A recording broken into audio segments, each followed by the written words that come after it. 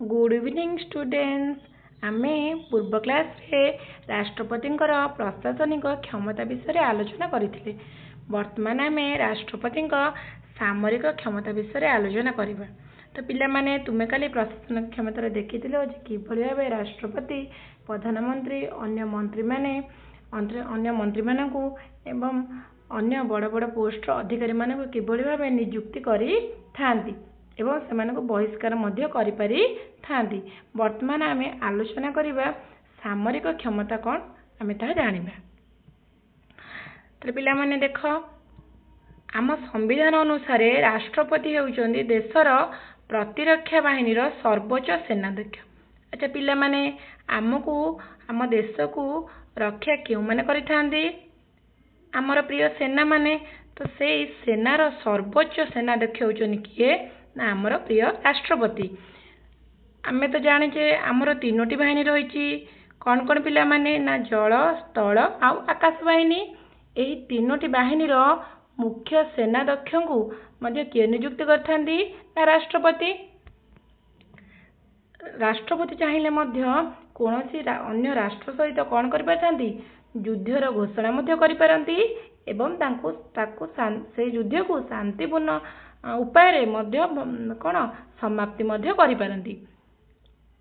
किंतु पिला माने राष्ट्रपति सामरिक क्षमता गुडी को प्रयोग कला बेले साधारणतः जेभଳି आमे पूर्व जानिथिले जे राष्ट्रपति जेतेबेले कोनोसी क्षमता प्रयोग करंती तले से कहा सहित पिला माने परामर्श करिथांती ना हमर प्रधानमंत्री एवं मंत्रिमंडल सहित। तले पिला माने बुझी परिलो जे हमर प्रतिरक्षा बाहिनीर सर्वोच्च सेनाध्यक्ष होचन किए ना हमर प्रिय राष्ट्रपति। से आमर जल स्थल आकाश बाहिनीर मुख्य सेनाध्यक्ष को मध्य नियुक्ति करि थांती। से अन्य राष्ट्र सहित युद्धर घोषणा मध्य करि पारंती एवं ताकू मध्य कोन बंद मध्य करि पारंती। वर्तमान आमे आलोचना करिबा कूटनैतिक क्षमता विषय। देख पिला माने राष्ट्रपति कूटनैतिक क्षमता राष्ट्रर वैदेशिक व्यापार सहित संश्लिष्ट। ताले विदेश सहित आमर कोन कूटनैतिक क्षमता संश्लिष्ट। विदेश रे आम देश एवं आम देशर नागरिकों मानकर स्वार्थ सुरक्षित रहिया पई विभिन्न कूटनैतिक प्रतिनिधि यथा राष्ट्रदूत उच्च आयुक्त बा हाई कमिशनर को से विभिन्न देश रे नियुक्ति देइथांती। अन्य देश मानकर कूटनैतिक प्रतिनिधि माने मध्य प्रथम राष्ट्रपति को साक्षात करी सेमानकर परिचय प्रदान करथांती। पिला माने तुमे मध्य सुनिथिबो जे किछि दिन पूर्वे हमर प्राइम मिनिस्टर जे कि जापान गस्त रे जाइथिले।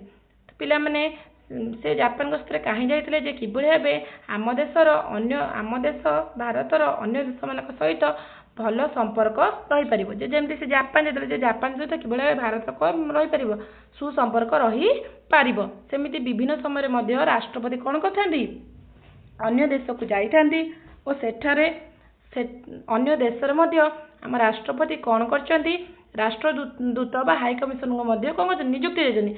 जदि अन्य देशर राष्ट्रदूत मध्य कौन करती भारत को आसती से जाए प्रथम निजर परिचय कोड़ी देइथांदी ना राष्ट्रपति पाखरे।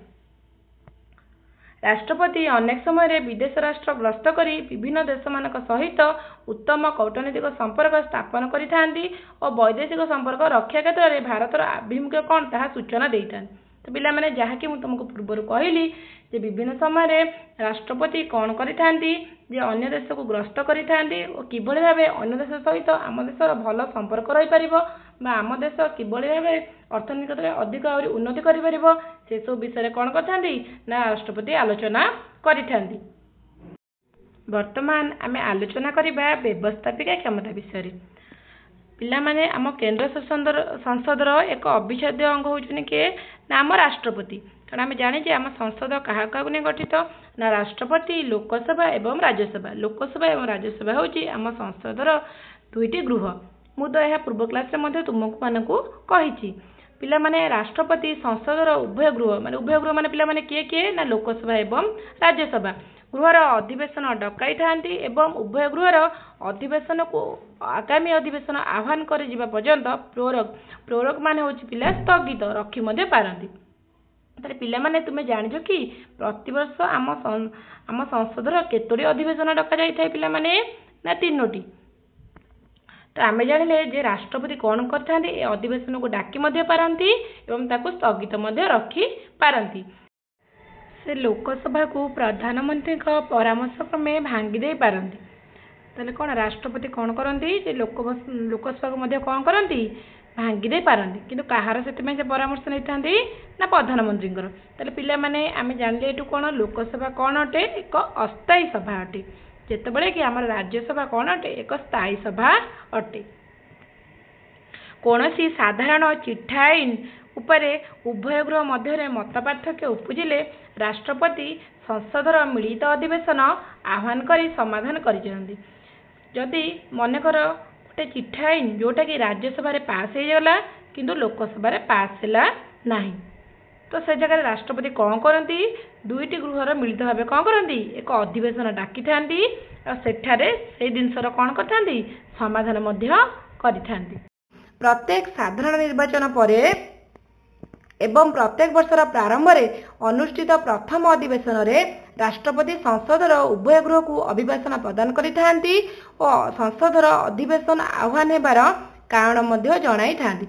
पिला माने आमे जाने हमर तीनोटी अधिवेशन होता है तो जेबे सब प्रति वर्ष हमर तीनोटी होता है जो गोटे वर्ष आम जो प्रथम अधिवेशन हुए से समय साधारण राष्ट्रपति कौन कथा निजर अभिभाषण संसद में रखी था एवं जो आम निर्वाचन सर मनकर आम लोकसभा निर्वाचन बर्तमान सरी लोकसभा निर्वाचन सरला जिते तार प्रथम अधिवेशन बस निर्वाचन पर से समय राष्ट्रपति कौन करथांती निजर अभिभाषण सेठारे प्रदान करिथांती। राष्ट्रपति तांकर एही अभिभाषण रे सरकारंकर विभिन्न नीति और आगामी दिन में सरकार विशेष कार्यक्रम विषय रे उल्लेख करिथांती। जे आम सरकार एठार ए जो अभिभाषण दियंती राष्ट्रपति साधारणतः सरकार कौन आगक लोक मानकर भल पाई कार्य करने को जाउछंती से विषय मध्य से कौन करथांती कहिथांती।